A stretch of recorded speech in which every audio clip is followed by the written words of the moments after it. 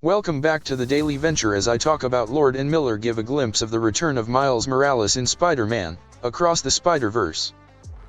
The screenwriter-producers convey to EW about their forthcoming animated superhero phenomenon, with an extended role for Oscar Isaac and new ones for Issa Rae and Jason Schwartzman.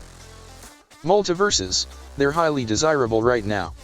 Between Everything Everywhere All at Once, Spider-Man, No Way Home, and Doctor Strange in the Multiverse of Madness, Hollywood values a trippy story that jumps between different piles of Earths. It's everything a superhero movie can and should be: enterprising, bright, genuine, and hilarious. But no movie does it like 2018's Spider-Man, Into the Spider-Verse, the creative animated movie about teenage web-slinger Miles Morales, who, by the way, is voiced by Mike Moore. When it initially pivoted into cinemas, it instantly evolved into an instant masterpiece, re-energizing the genre and beating the Oscar for Best Animated Film. Miles and his fellow Spideys are back in the limelight and about to take on their greatest danger. The first of two scheduled sequels, Spider-Man, Across the Spider-Verse, is expected to hit theaters June 2, 2023, and anticipation has never been higher. For U's 2023 preview, we caught up with screenwriter-producers Phil Lord and Chris Miller, who teased the next chapter in Miles' adventure, one that tracks a barely older teenage hero as he juggles growing pains with the high-stakes duties of great power. As he's growing up, he's trying to figure out how he can go out and see the world and spread his wings and leave the nest, Miller, 47, describes. But he also feels rooted to his home and his family. It's that push-pull of your life as a teenager, where you're like, how do I get to be my own person, but also not lose where I came from? Fortunately for Miles, he's not driving down that trip alone. If the first movie pursued a team of various spider people as they crossed to Miles' universe, this one encounters Miles launching into the multiverse himself. As he turns across dimensions, each with its distinctive art style, he faces numerous other Spideys. Lord and Miller don't have a definitive number, but between significant parts and short cameos, they count about 240 unique characters that were developed and sported for Across the Spider-Verse. A week ago, we were introduced to a tease video where Miles is discovering himself and meeting a whole new world of spider people that are chasing him for some unknown reason. As it's no surprise, one spider person who seems to be on Miles' side is Gwen Stacy, aka Spider-Woman Nunn, other voices by Haley Steinfeld, a melodically inclined protagonist who also acts as Miles' love interest. Powers pledged that Across the Spider-Verse will grow on Gwen's story, discovering her distinctive dilemma of being seen as accountable for the demise of her Earth's Peter Parker and chased by police captain George Stacy, played by Shea Whigham, her father. Several familiar voices are back as Miles encounters the likes of Spider-Gwen, and Peter B. Parker. Miles' unlikely mentor is again the voice of Jake Johnson, who has reconciled with his ex-wife Mary Jane Watson since Into the Spider-Verse, and his fathered a child, Mayday Parker, who will also come along for the adventure. He also ties up with new companions, like Jessica Drew's Spider-Woman.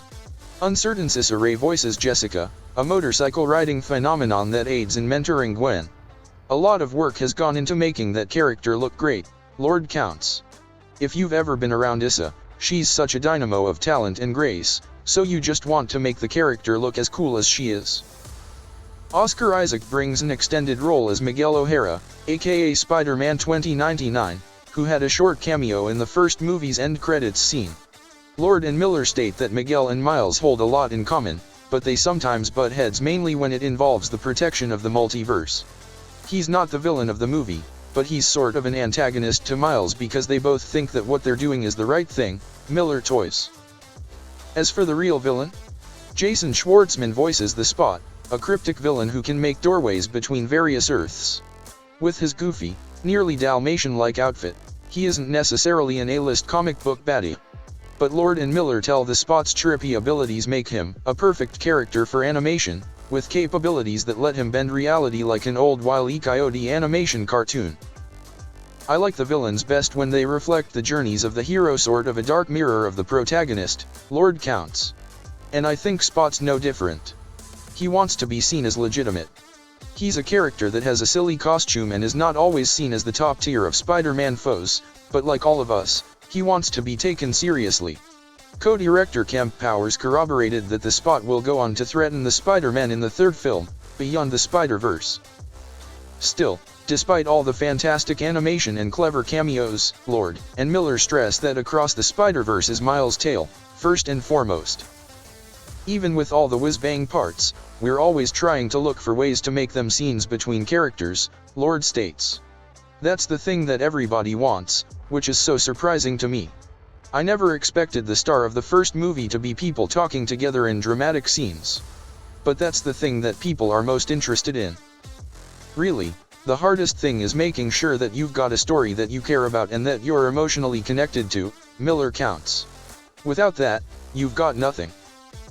In addition to the third Spider-Verse movie, Sony is also creating a female-focused spin-off film, Spider-Women, penned by Beck Smith and directed by Lauren Montgomery.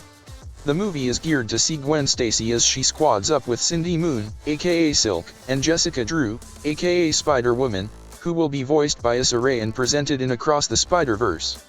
Producer Amy Pascal stated the sequel would act as a starting point for the spin-off, which doesn't have a release date. Spider-Man, Across the Spider-Verse swings to theaters June 2, 2023.